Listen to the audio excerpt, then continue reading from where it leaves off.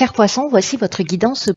Alors, on va commencer par le domaine professionnel et nous avons ici la carte 35 de la nécessité.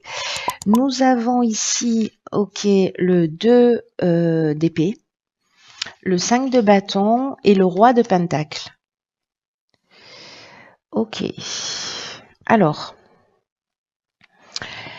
l'énergie principale, c'est cette carte 35 de la nécessité qui nous parle de... Sur le plan professionnel, c'est une carte que je crois qu'elle est déjà sortie à plusieurs reprises et toujours dans le domaine professionnel d'ailleurs, qui nous parle de besoin de changement. En tout cas, soit vous ressentez un besoin de changement parce qu'il y a un bouleversement qui est en train de peut-être de se préparer.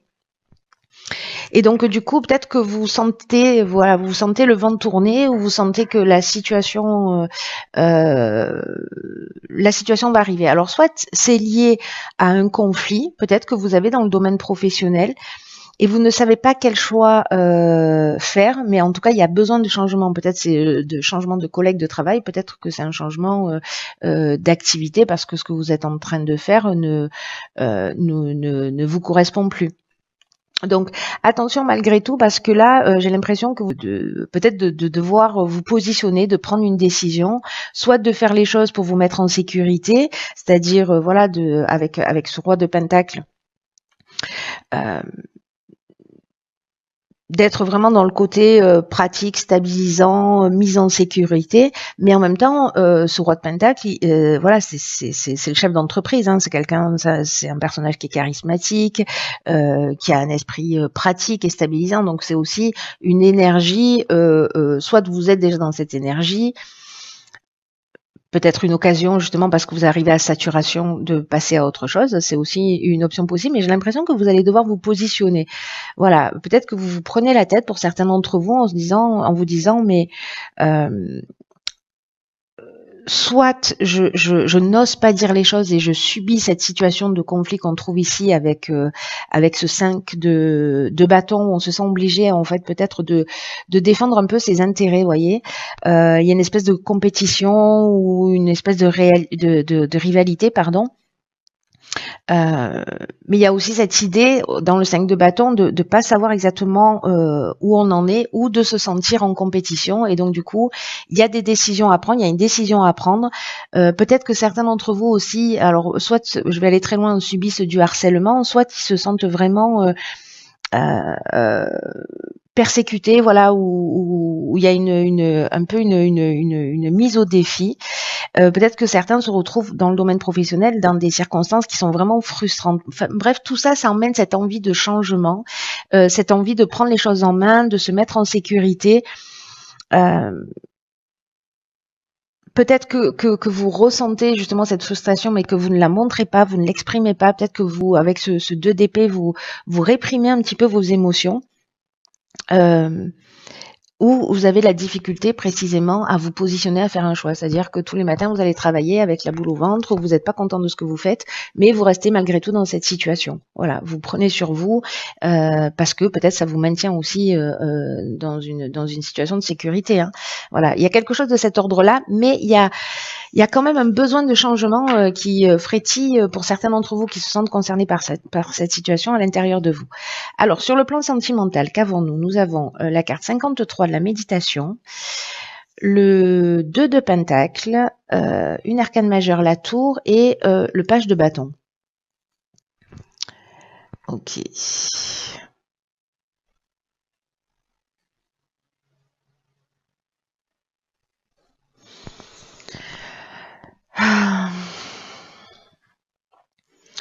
Alors, dans le domaine sentimental, l'énergie générale de cette méditation, ce dont elle nous parle, c'est que peut-être que vous avez besoin de beaucoup de douceur, beaucoup de sensualité. Soit il y en a certains qui sont dans l'attente du prince charmant ou du grand amour, hein, si vous êtes un homme, dans l'attente d'une relation amoureuse, ou peut-être qu'on nourrit des espoirs aussi par rapport à une relation. Il y a une idée peut-être aussi d'idéaliser cette relation. Ça ne veut pas dire qu'on n'est pas sincère, hein, dans ce qu'on ressent. ça peut dire aussi que vous pouvez être en relation avec une personne, mais que c'est une relation, c'est de l'amour, mais c'est une relation platonique. Voilà. Donc il manque, enfin il manque, non il manque pas, c'est une autre forme d'amour. C'est tout, il manque rien. Je retire ce que je viens de dire. Alors avec la tour, il y a un changement de perception pour moi. Le 2 de pentacle. Alors soit certains d'entre vous sont en train de jongler. Voilà, peut-être qu'il y a une personne avec laquelle ils sont en contact, avec qui pour l'instant peut-être il ne se passe rien, mais il y a peut-être des sentiments qui sont en train de se développer. Et ici, il y a une idée peut-être de jongler justement entre plusieurs situations. Peut-être une envie aussi de s'amuser. Mais il y a aussi une idée de s'adapter aux besoins d'une relation. Voyez, parce que cette idée de jongler, c'est aussi peut-être le fait de s'adapter à une situation, d'essayer de trouver un équilibre, d'être dans une forme voilà de flexibilité.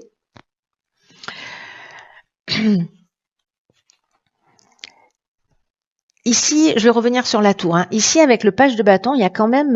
Alors, il y a deux choses. Il y a deux messages avec cette carte-là. Enfin, dans tous les cas, il y a toujours deux messages, mais il y a une énergie ici explosive. Il y a une énergie créative. Voilà, le page de bâton, il infecte tout le monde avec son enthousiasme. Hein. Voilà, c'est. Il y a vraiment, il y a vraiment une envie.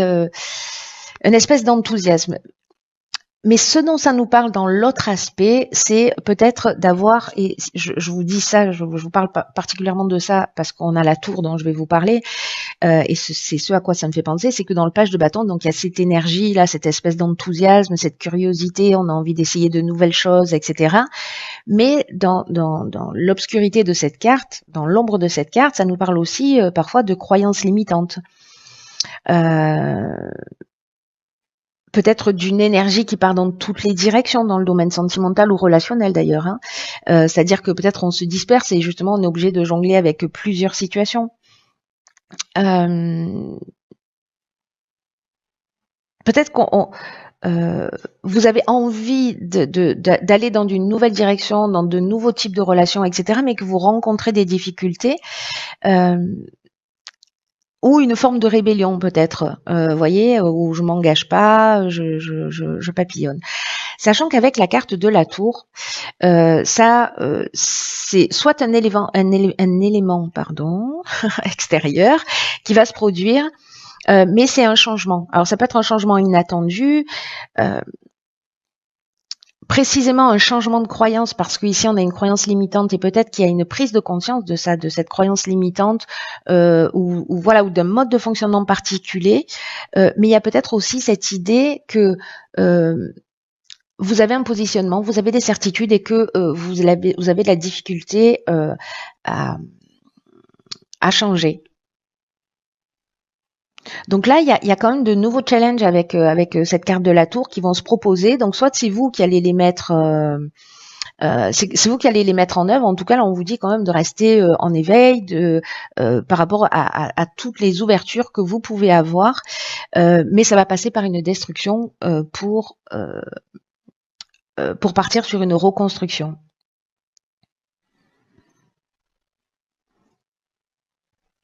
Donc soit il y a une forme de déni par rapport à une situation ou justement, ou peut-être une forme de mensonge où on est obligé de jongler parce que là, voilà, il y a cette envie du page de bâton et en même temps, il y a peut-être quelque chose qui va s'effondrer, peut-être que comprendre ce que vous voulez réellement ou peut-être comprendre en fait ce que vous avez perdu lié à cette à ce mode de fonctionnement. Donc il y a toute cette énergie en fait quand même de changement, soit que vous créez, soit qui vont venir de l'extérieur, soit des changements à l'intérieur de vous en termes de croyances, en termes de mode de fonctionnement, soit des changements extérieurs qui vont venir pour vous bousculer et pour vous emmener ces changements intérieurs si vous n'y travaillez pas vous-même. Hein.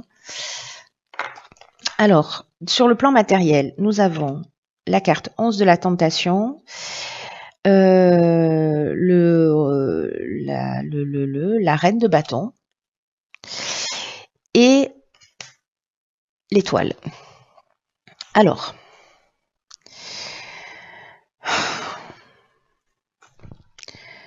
donc là, on est en train de parler du plan matériel, on est en train de parler de notre système de valeurs aussi. Et avec la carte 11 de la tentation, parce que c'est l'énergie principale, les cartes qui l'accompagnent, c'est des cartes qui nous parlent d'aspiration, de réalisation d'un rêve, de mise en sécurité, de prendre soin. Et cette carte de la tentation, sur le plan matériel, c'est un peu comme si nos rêves et nos aspirations, c'est un peu comme si on vivait au-dessus de ses moyens. Voilà, c'est à ça pour moi que ça correspond.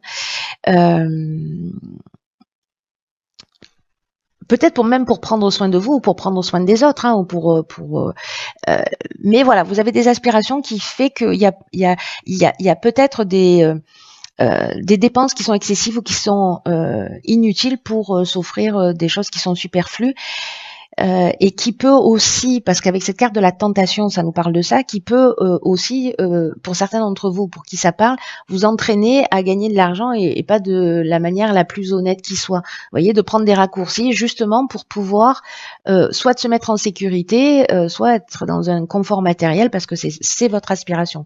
Donc voilà, soyez attentifs à ça. C'est vous qui voyez, hein, mais enfin, il n'y a pas de mais d'ailleurs, c'est vous qui voyez ce que vous avez envie de faire. Mais voilà, si on vous, je peux pas m'empêcher de dire mais, c'est affreux. Je suis conditionnée. Donc c'est à vous de voir. Voilà. Alors, dans le développement personnel ou spirituel, on a ici la carte de la sagesse, très bien. On a la carte, allons bon, alors elle sera systématiquement à chaque fois, je le ferai exprès que ce ne sera pas possible. Donc ici, on a la carte de l'ermite et ici la carte de la lune. Donc ici, il y a quand même une idée il y a quand même une idée d'introspection, peut-être de voir des choses qui sont cachées, d'aller à l'intérieur de soi pour voir ce qui est caché.